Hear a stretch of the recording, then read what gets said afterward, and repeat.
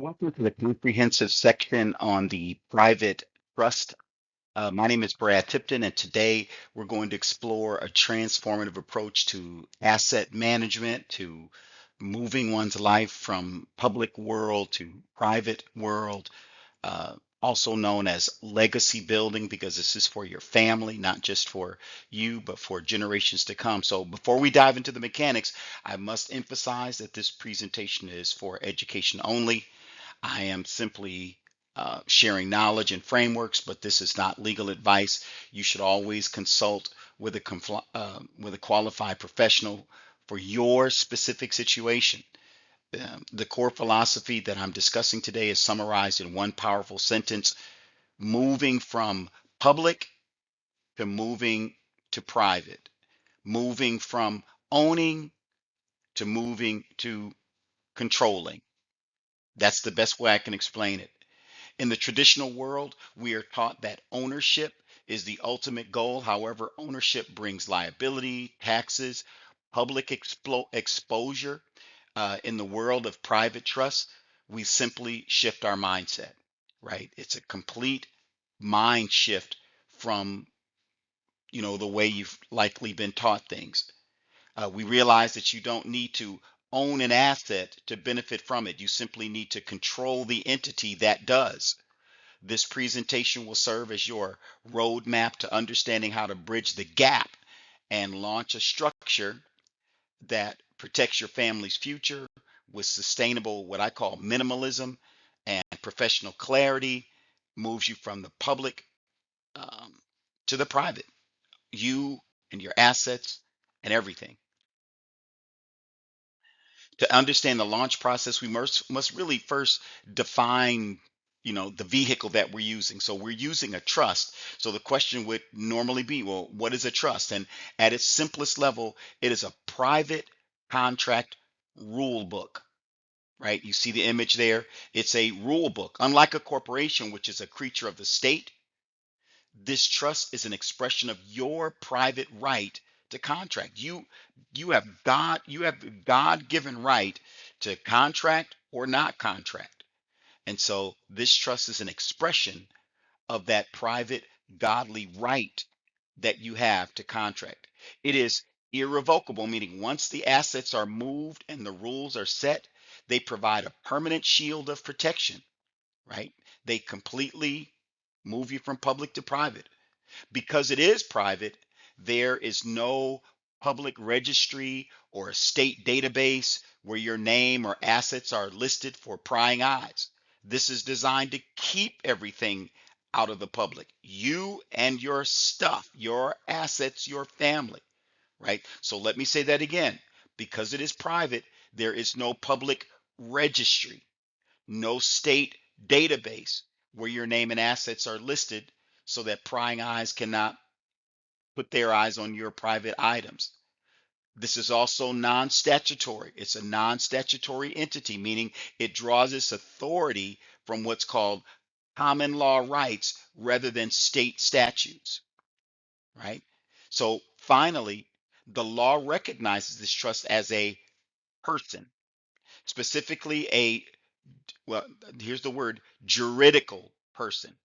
This allows the trust to sign contracts, open accounts, and hold titles just like you do, but without the personal liability that comes with individual or personal ownership. This is the ultimate sovereign container for your wealth. Okay. So we go through the effort of setting up a private trust, but why would one do that? It comes down to three core benefits that every high level strategist really needs to understand. Whether that you're the head of a family, right? Whatever the case is, right? You're what's called the strategist. You're the high level one that's deciding this. And it comes down to three core benefits that every high level strategist needs to understand. First is privacy, right? Because there is no state registration needed, you aren't forced to hand over your personal data to any type of a government agent that might leak it to the public. Second is asset protection. This structure effectually and effectively separates you from the assets. It separates you from the assets. In a litigious society, and you know everybody wants to sue everybody these days, if you are sued personally, your assets are vulnerable. But if the trust controls them, they're out of reach. You essentially become judgment proof, court proof, right? Because you own nothing, but you control everything. The third is autonomy. You are operating your rules, not state laws, not state statutes, not state codes. You're operating your rules. You decide the inheritance. You decide the investment strategy. You decide the management style. You are no longer subject to the default probate laws of your state. This is how you secure your family's legacy for generations to come, ensuring your wealth stays where it belongs, with your children and with your children's children. So this process begins with step one, which I call the foundation. This is where you create the rules, right? It's creating the rules that will govern your private jurisdiction. The most critical document is what's called the Declaration of Trust. Think of this as the master constitution. It defines why the trust exists and how it must operate, right? So after that, after this master constitution, next comes the corpus schedule, right? And this is basically your asset inventory. This lists exactly what is being placed under the trust's umbrella. To ensure your family is protected, we issue what's called certificates of benefit, certificates of beneficial interest. These serve as proof for children and their heirs that they have a right to the trust's bounty, right? The certificates are the proof for your children and heirs that they have a right to the trust's bounty without those names appearing on any public title.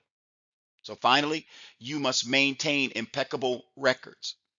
The official paper trail is what proves the trust is real. It's a real functioning entity and not a sham. In the world of private trust, if it isn't in the records, then it didn't happen. Establishing this foundation correctly is the difference between a rock solid shield and an easily collapsible paper wall. Now, once the foundation is laid, we move to what I call step two, leadership. Every trust needs a hierarchy, the key players to function. First, we have the grantor. And this is the visionary, the one who creates the rules and provides the initial assets. The grantor's role is typically finished once the trust is established. Let me say that again. The grantor's role is finished, right? It's finished once the trust is established, right? Okay, so I want to make sure that I say that. Um, Next, most importantly, is the trustee. The trustee is the individual who manages everything, manages the assets, and has the fiduciary duty to follow the declaration to the letter, right? For the trust to be valid, we must have a formal acceptance of trusteeship. This is a signed, formal duty where the trustee acknowledges their role and responsibilities. Finally, we document the start of this leadership with what's called the minutes of the first meeting. This is a log of the first meeting that proves the grantor and trustee met, agreed on the rules, and officially launched the entity. These roles must be clearly defined and documented to ensure the trust remains a separate, protected legal person, right? This is very important. So now that we have our rules and our leaders, we arrive at step three, moving the property, right? This is what I call the meat of the process, known as vesting, vesting the assets. A trust with no assets is just a pile of paper. To gain protection, you must move your wealth into the trust's jurisdiction, right? For real estate, we need deeds, right? This legally transfers the title from your individual name to the name of the trust. For personal property like cars and gold or even jewelry and equipment, we use what's called bills of sale. So again, for real estate, we use deeds. For personal property like cars and gold or even jewelry and equipment, we use bills of sale. This creates a documented exchange where the trust becomes the owner. The goal of this entire step is what's called vesting, or ensuring every high value asset has its name changed to the trust. Now, once this is done, you have achieved what's called physical and legal control without the burdens of personal ownership. You are now the steward of the wealth. I'm talking about the trustee. You're the steward of the wealth, not the target for litigation. This separation is key to true financial security. All right. All right. With assets moving in, we must now treat the trust like a professional entity. So we move to step 4, which is called business setup. And business setup is about creating the entity that the world sees, because at first it's all private, right? But now step 4 is business setup, which is about creating the entity that the world sees.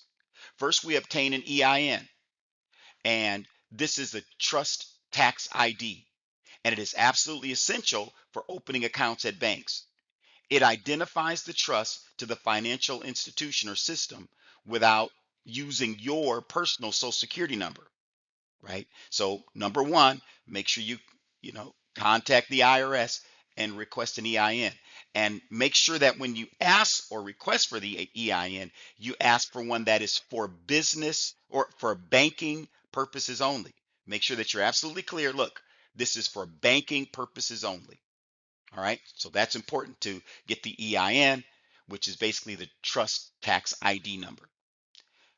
All right, so let's see. Next, we establish a mailbox. Of course, you got to establish a mailbox. Using a private trust address ensures that the trust's business doesn't leak back to your front door, maintaining your privacy, right? So make sure that you set up some sort of a PO box or something like that.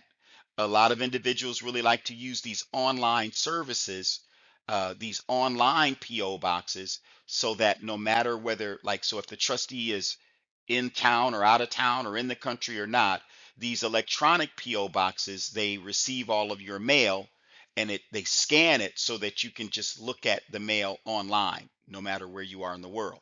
All right. So that's important to set up a private the address for the private trust. All right. Next, the trustee opens a bank account.